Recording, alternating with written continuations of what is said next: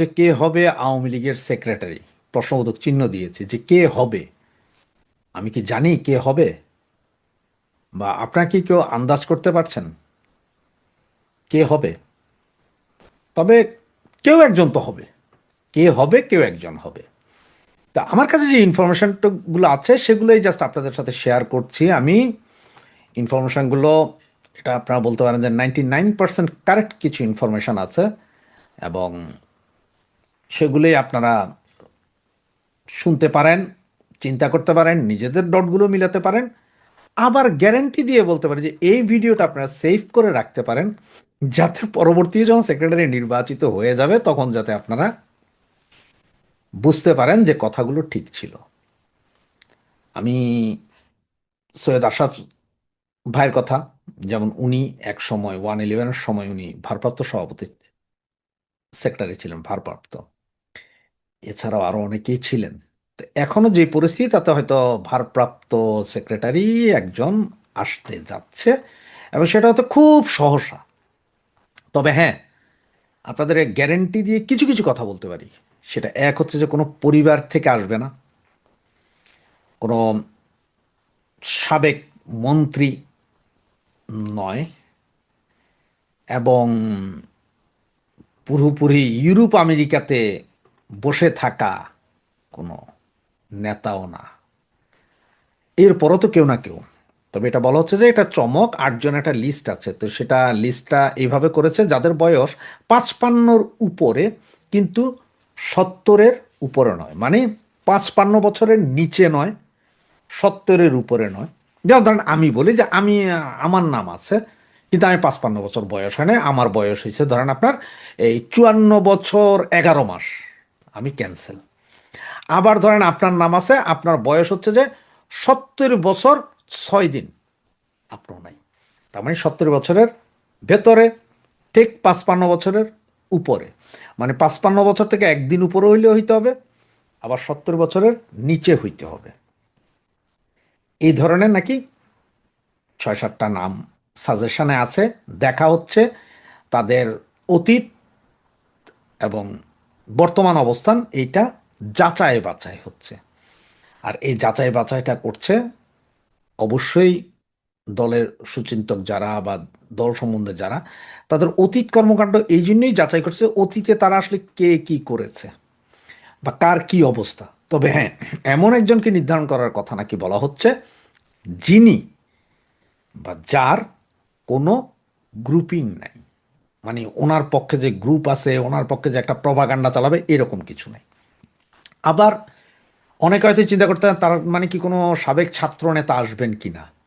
হ্যাঁ, একটা জিনিস ঠিক যে সাবেক ছাত্রনেতা আসতে পারেন, তবে এই জায়গাতেও আপনাদের ক্লিয়ার করে দিই, সাবেক ছাত্রনেতা তার মানে হচ্ছে যে যে সমস্ত ছাত্রনেতা ছাত্রলীগ করেছে এক সময়, ছাত্রলীগ থেকে যুবলীগে গিয়েছে, যুবলীগ থেকে পরবর্তীতে আওয়ামী লীগে গিয়েছে, মানে মুরব্বী সংগঠনে গিয়েছে, তাদের মধ্য থেকে কেউ হইতে পারে, হইতে পারে, গ্যারান্টি দিচ্ছি না। তবে যাদের ছাত্র নেতা ছিলেন, কিন্তু গত 10-15 বছরও তারা ওই ছাত্র নেতা, যেমন ছাত্রলীগ করছেন, ছাত্রলীগ করার পরে আপনি ছাত্রলীগ থেকে আপনি গেলেন গা, আপনি যুবলীগ, মহিলা লীগ, অমুক লীগ, কোথাও আর আপনার জায়গা হইল না, আপনারা বাদ। আপনার লিস্টের নাই তো নাই, আপনারা বাদ। ঠিক তেমনই যুবলীগের, যেমন যুবলীগ করেছেন পরে আপনার আওয়ামী লীগে জায়গা পান নাই, কোনো কিছু হয় নাই, আপনিও বাদ। আমি বুঝাইতে পারছি? কিন্তু যদি ধরেন একজন লোক ছাত্রলীগ করেছে, সারা ছাত্রলীগ করেছে, ছাত্রলীগ করার পরে সে এসে এরপরে হয়তো যুবলীগের কোথাও মেম্বার হয়েছে বা সদস্য হয়েছে, এরপর হয়তো আওয়ামী লীগ গেছে, যাদের সিরিয়াল আছে, সিরিয়ালি যারা, যেমন আপনি ম্যাট্রিক পাস করার পর আপনি ইন্টার পাস করছেন, ইন্টার পাস করার পর ডিগ্রি পাস করছেন, ঠিক তেমনই ধর ম্যাট্রিক ধরলাম আমরা ছাত্রলীগ, ইন্টার ধরলাম আমরা যুবলীগ, আর ডিগ্রি ধরলাম আপনার আওয়ামী লীগ বা অঙ্গ সংগঠনের ধরেন ডিগ্রি, মাস্টার্স, এমফিল, এগুলো হচ্ছে যে আওয়ামী লীগ। ওই ধরনের যারা বাই সিরিয়াল আছেন তারা আছেন, তাদের মধ্যে থাকতে পারে। কিন্তু যারা যে ম্যাট্রিকের পরে আর পড়েনি নেই, মানে আপনাদের পড়তে দেওয়াই হয়নি, আপনাদের আগেই সাইট করে দিয়েছে, বহিষ্কার করে নেই, কিছু করে নেই, আপনাদেরকে সাইট করে দেওয়া হয়েছে বিভিন্ন দুর্নীতি বা ইয়ের কারণে, তারা বাদ। আবার এর ভিতরে দেখা হচ্ছে যারা এই যে গত 15 বছরে কে কিভাবে মালটুস কামিয়েছেন সেটাও দেখা হচ্ছে। নেতা খোঁজা হচ্ছে কর্মী বান্ধব হইতে হবে। অনেকে বলছেন যে ভাই কর্মী বান্ধব নেতা হইতে হবে, ভাই কর্মী বান্ধব নেতা হইতে হবে না। আপনারা আমারে 10 জন নেতার নাম বলেন প্রচণ্ড কর্মী বান্ধব, তাদেরকে যদি কালকে যদি আওয়ামী লীগ যদি সাইড লাইনে বসায় দেয়, তাদের একজন কর্মী থাকবে? থাকবে না। কারণ আওয়ামী লীগ যেমন নেতা বানায়, আওয়ামী লীগের আছে অগণিত কর্মী। নেত্রী যার নাম ঘোষণা দিবেন, তার পেছনেই বাংলাদেশের তৃণমূল গিয়ে এক হয়ে যাবে। যার নামই ঘোষণা দিবেন নেত্রী, তার পেছনেই এক হয়ে যাবে। কারো পছন্দ হোক, কারো পছন্দ না হোক, গাইল দিবে, ওই দিবে, কিন্তু এক হয়ে যাবে। ওনার কথা তখন ফুল, কারণ নেত্রীর সিদ্ধান্তই চূড়ান্ত।